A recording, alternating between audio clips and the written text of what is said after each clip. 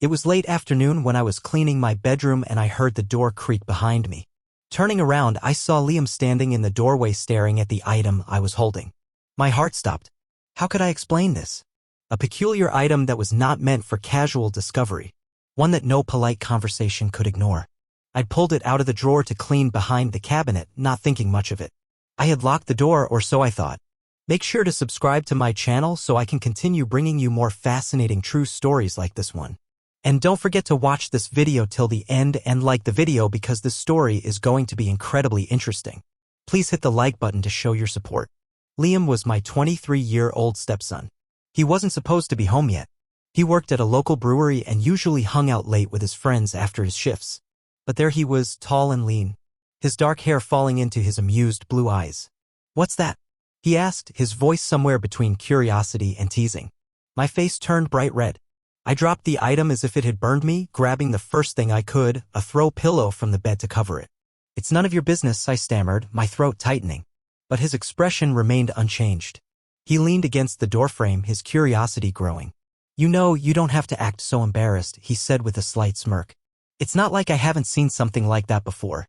I felt like crawling into a hole. The audacity of this man, standing there so casually, unfazed while my world was spiraling out of control. I forced a nervous laugh, desperate to shift the focus. "Liam, seriously, go mind your own business. You shouldn't even be in here." But he didn't move.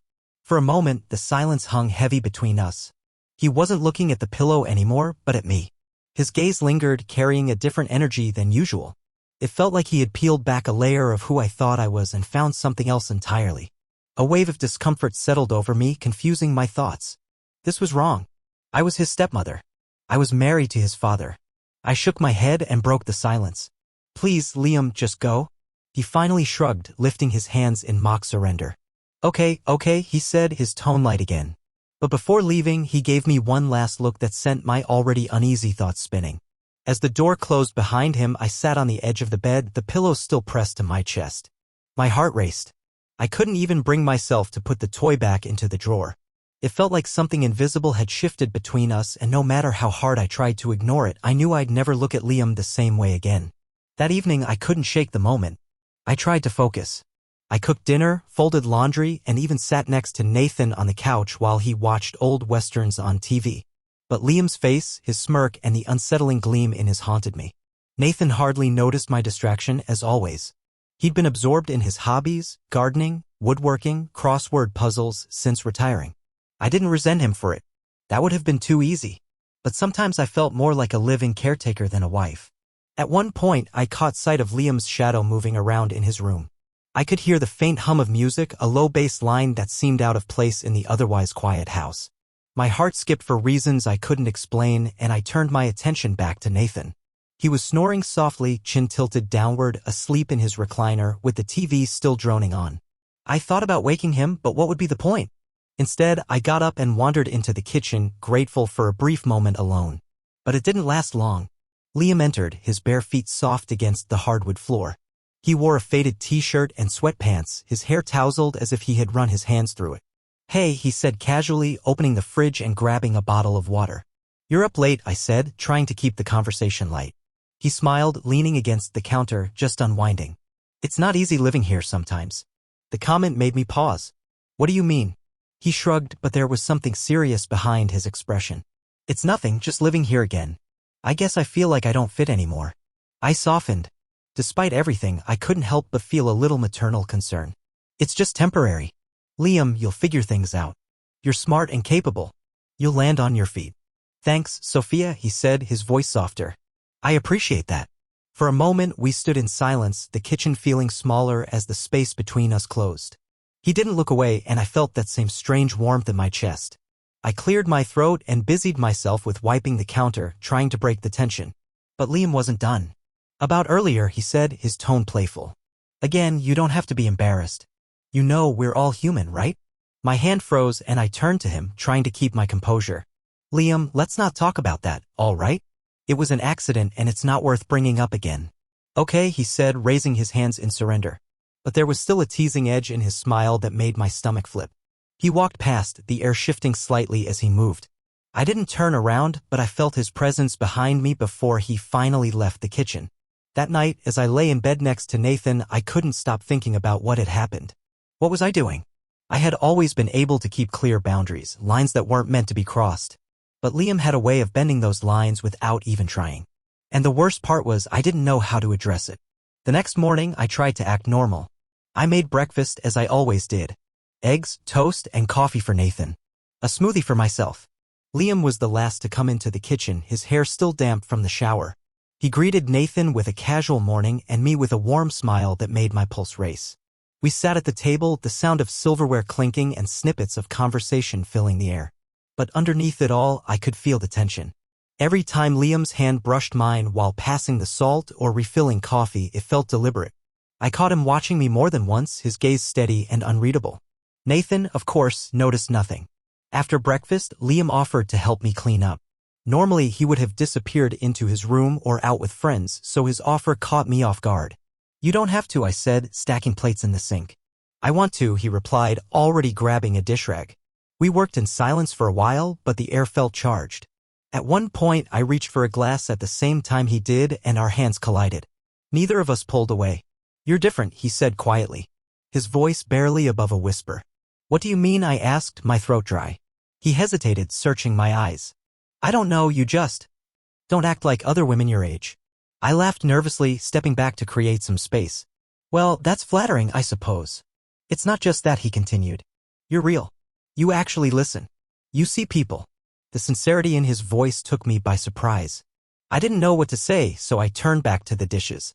But as I scrubbed, I felt his presence close behind me again. My heart raced, and I hated how much I wanted him to stay there.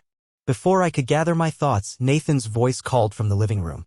Sophia, where's my crossword book? The moment broke, and Liam stepped back, giving me a small, knowing smile. I'll let you get back to him, he said, his voice light as he walked away. I felt a mix of relief and longing. I knew I was playing with fire, but part of me couldn't resist reaching for the heat. That afternoon, I kept myself busy with errands, trying to avoid thinking about everything that had happened. But when I returned home, I found Liam sitting on the porch steps, staring off into the yard. He seemed deep in thought, a far cry from the confident young man I usually saw. Hey, I said softly as I approached. He looked up and smiled slightly. Hey, everything okay? I asked, sitting beside him, keeping some distance but close enough to feel his warmth. He hesitated before answering. Yeah, just thinking about life, where I'm headed, what I should be doing. I couldn't help but feel a little sympathy. You're young, Liam. You don't have to have it all figured out. He looked at me, his eyes fixed on the yard. Then after a brief pause, he added, do you ever feel like you're meant for something different? Like you're stuck in the wrong story? His words struck me harder than I wanted to admit. I wanted to comfort him, tell him everything would be okay. But the truth was I wasn't sure it would be. Instead, I placed a hand on his shoulder, squeezing gently. You're not stuck, I said, hoping he wouldn't notice the tremor in my voice. For a moment, his hand covered mine, and the simple gesture felt more intimate than I cared to admit. I pulled my hand away quickly, but the damage was done. Another boundary crossed, and I wasn't sure I had the strength to stop it. Later that evening, the sky darkened, signaling the arrival of a storm. The air seemed heavy, like the world was waiting for something to happen. Nathan had gone to bed early, complaining of a sore shoulder. I settled into the living room with a book, but I couldn't focus. The storm outside mirrored the restlessness I felt inside. Something unpredictable, something dangerous. I could hear Liam in the kitchen, the fridge opening and closing, followed by the soft clink of glass. A few moments later, he appeared in the doorway, 2 glasses in hand.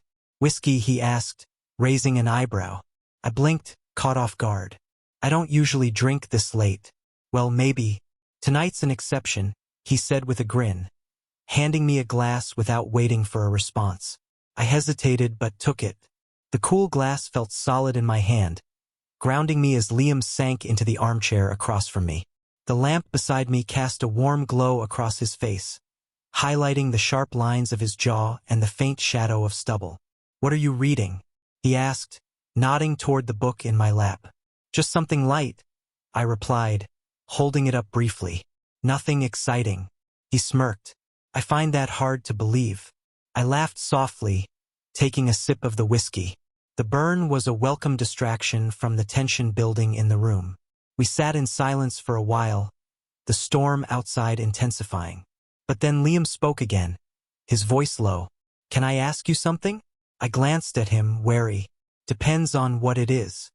He swirled the liquid in his glass, eyes fixed on it as if gathering his thoughts. "Do you ever feel stuck?" His question startled me. It was so similar to the one he had asked earlier on the porch, but now there was a different weight to it. "Sometimes," I admitted, my voice softer than I meant. Liam looked up at me, his eyes meeting mine. "You don't seem like someone who should be stuck. You're too alive for that."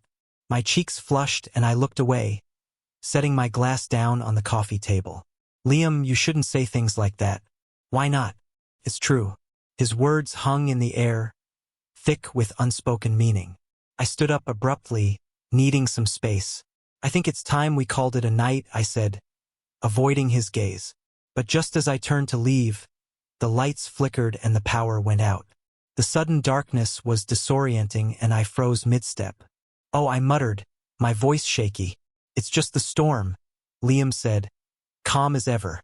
"Hold on, I'll find a flashlight." I heard him move closer, the faint rustle of his clothes brushing past me. Then his hand brushed against mine in the dark and I sucked in a sharp breath. "Sorry," he murmured, but he didn't pull away. Our hands briefly brushed, sending a jolt of surprise through me, and the air between us seemed to shift. I couldn't move. My heart was pounding and I felt like he could hear it too. "Sophia," he whispered, his voice barely audible. I turned toward him even though I couldn't see him in the dark, but I could feel him, his presence, his warmth, his breath. Then his hand slid up to my wrist, holding it gently. "This is a bad idea," I said, voice trembling. "I know," he replied, but his grip didn't loosen.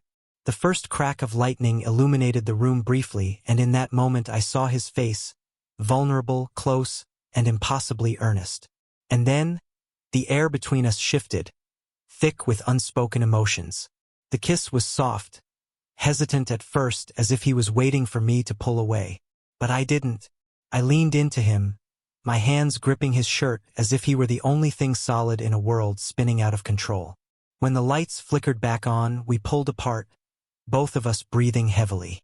The reality of what we had just done hit me like a wave and I stepped back, my hands trembling. "This can't happen," I said, shaking my head. Liam didn't argue. He just stood there, his expression unreadable. "I know," he said, his voice steady, but the damage was already done. The next few days were a blur of stolen glances and unspoken words. I avoided Liam as much as possible, throwing myself into chores and errands, anything to keep my mind occupied. But no matter how hard I tried, I couldn't forget the feeling of his lips on mine or the way his hand had lingered on my wrist. One evening, while I was folding laundry in the guest room, Liam appeared in the doorway. "We need to talk," he said, his voice firm. I didn't look up. "There's nothing to talk about." "Yes, there is," he replied, stepping into the room and closing the door behind him.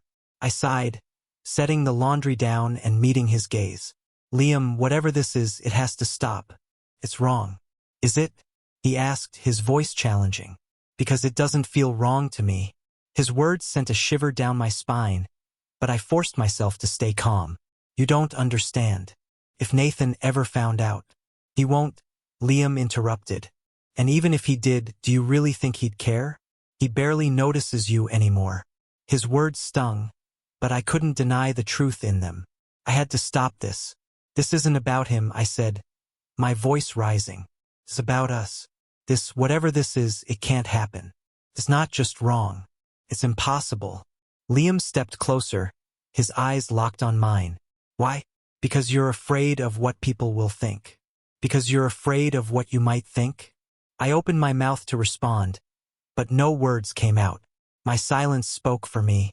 "Sophia," he continued softly, "I'm not trying to make this harder for you, but I can't pretend I don't feel something for you.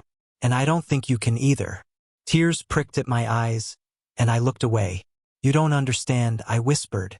"Then explain it to me," he said, his voice pleading. But I couldn't explain it.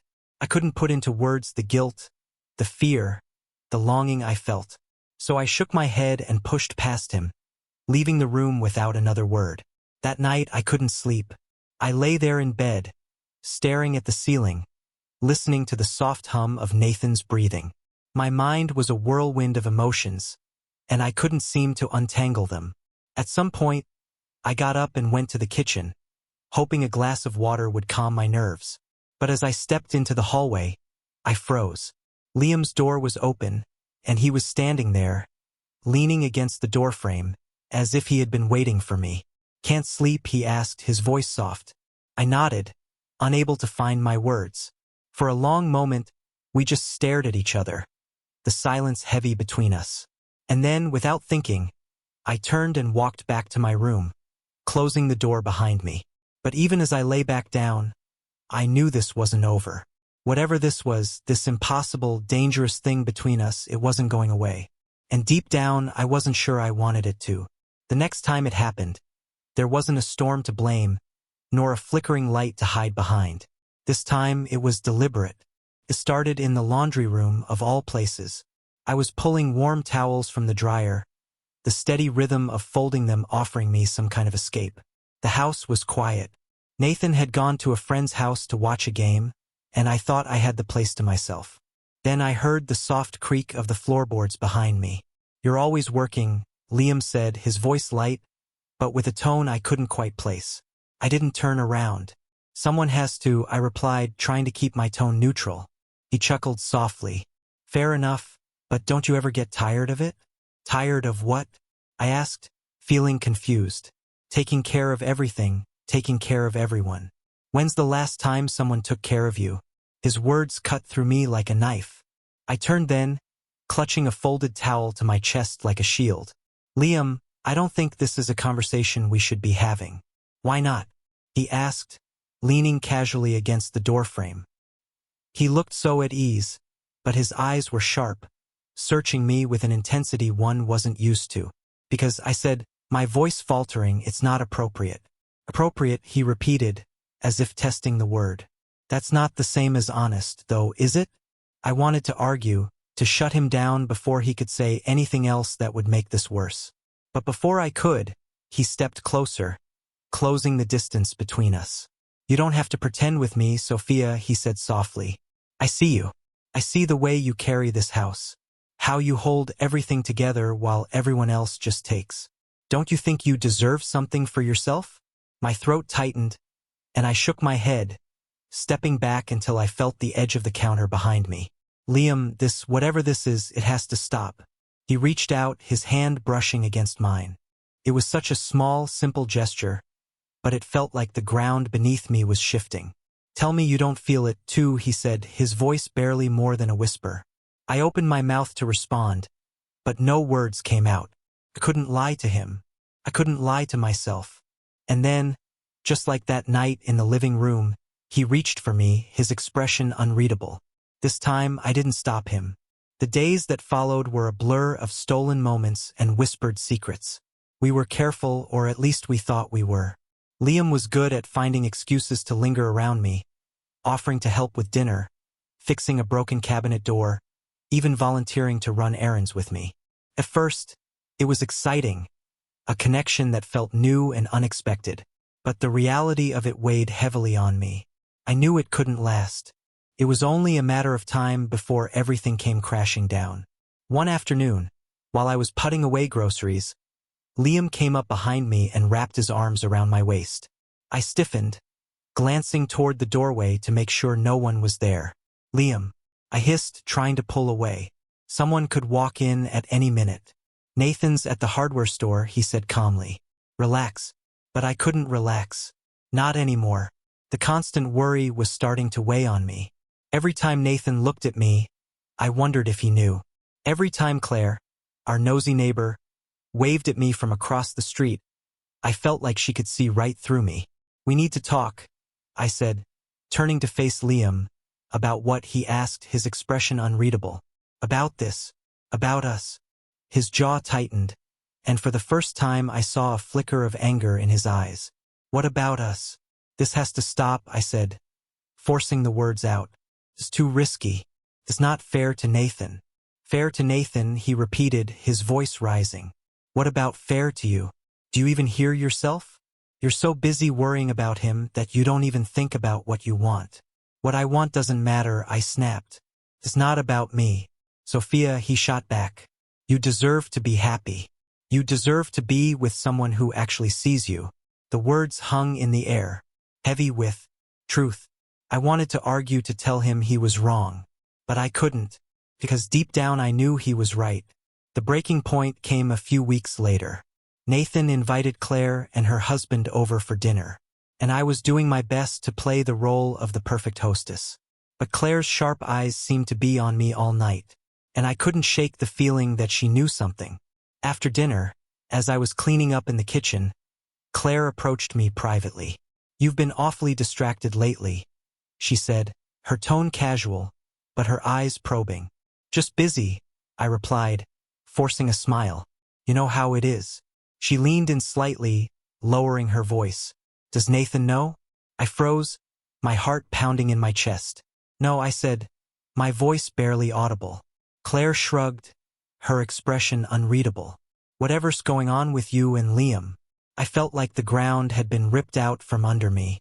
"I don't know what you're talking about," I said, my voice shaking. Claire smiled, but it didn't reach her eyes. "Just be careful, Sophia. Secrets have a way of coming out."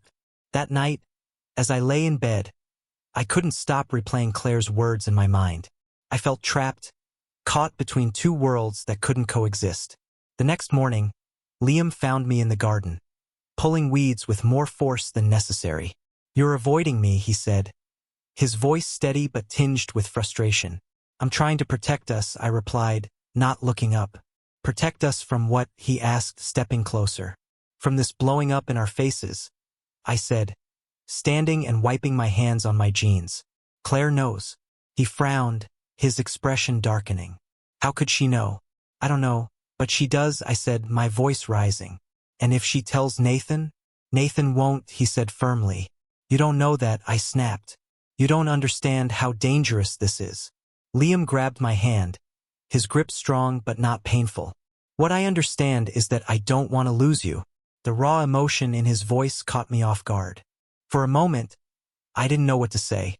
"You won't," I said finally, my voice barely more than a whisper. "But we have to be careful for both our sakes." The days that followed were tense. Claire didn't say anything to Nathan, at least not that I knew of. But the weight of her suspicion hung over me like a cloud. Liam tried to reassure me, but even he seemed more on edge than usual. Then one evening, Nathan came home earlier than expected. I was in the laundry room with Liam, the two of us standing closer than we should have been, when we heard the front door open. We sprang apart like guilty teenagers. "Sophia," Nathan called, his voice carrying through the house. "In here," I replied, my voice steady despite the panic rising in my chest. Nathan appeared in the doorway, his eyes sweeping over the room. For a moment, I thought he was going to say something, but then he just nodded. "Dinner ready?" I asked quickly, trying to change the subject. Almost, I added. He left without another word. But the look he gave me lingered long after he was gone. That night I couldn't sleep. I kept replaying the moment in the laundry room. Nathan's eyes had lingered on me just a second too long. I felt like I was standing on the edge of a cliff, and it was only a matter of time before everything came crashing down. And yet, despite everything, I couldn't bring myself to end it. Whatever this was between Liam and me, it felt too big, too consuming to simply walk away from. But deep down, I knew the storm wasn't over. It was just beginning. It started with Nathan coming home unexpectedly early, but this time it wasn't just the timing that caught me off guard. His face was tight, his expression unreadable as he stepped into the house and set his briefcase down with a deliberate thud. "Liam," Nathan called, his voice sharp enough to make my stomach drop. Liam appeared in the hallway moments later, his casual demeanor in stark contrast to Nathan's obvious tension. "What's up?" he asked, leaning against the wall, his hands in his pockets. Nathan's eyes narrowed. "We need to talk." Now, the tone of his voice left no room for argument. Liam glanced at me briefly, concern flickering in his eyes, before following Nathan into the living room. I stood frozen in the kitchen, my heart pounding. I couldn't hear their words at first, just the low rumble of Nathan's voice and the occasional quieter responses from Liam. But as their conversation escalated, the words became clear. "I know what's been going on," Nathan said, his voice cold as ice. What are you talking about? Liam replied, his voice steady but guarded. Don't play dumb with me, Nathan snapped. I've seen the way you look at her, the way she looks at you. Do you think I'm blind? My blood ran cold. He knew, or at least he suspected enough to confront Liam. Nathan, you're imagining things, Liam said, his voice steadier than I thought possible. There's nothing going on. Don't lie to me. Nathan's voice rose sharply. A sudden noise echoed through the room, sharp and jarring. Couldn't stay hidden anymore. I stepped into the doorway, my hands trembling. Nathan, stop, I shouted. Both men turned to me, their expressions the complete opposite.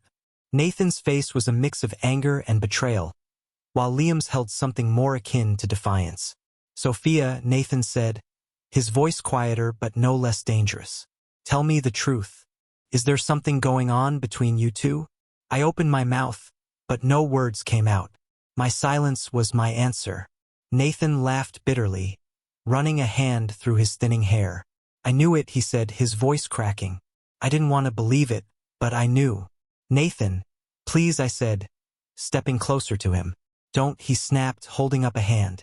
And don't try to explain it. There's nothing you can say that will make this okay. The room fell into a heavy silence, only broken by the sound of the clock ticking.